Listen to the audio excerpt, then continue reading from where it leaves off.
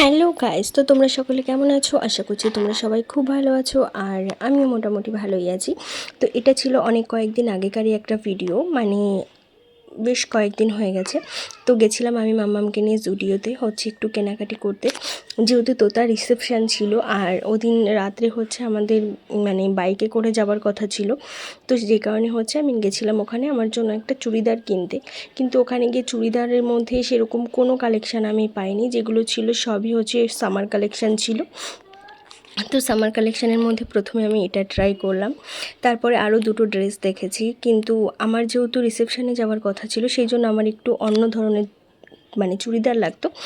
তো যাই হোক, সব দেখে শুনে তারপর আমি সবার ফার্স্টে যে সাদা রঙের ড্রেসটা পরলাম ওটাই নিয়েছিলাম। আর এগুলো সবই একদম এমন ছিল, এগুলো বিচে যাওয়ার জন্য ড্রেস ছিল। যাই হোক, আর মামামের জন্য নিয়েছিলাম একটা পিঙ্ক কালারের টপ আর একটা হট প্যান্ট। কিন্তু মামামকে প্রথমে যে ড্রেসটা পরিয়ে দেখলাম ওটা ওর জন্য নিইনি, কারণ ওটা একদমই ভালো লাগছিল না।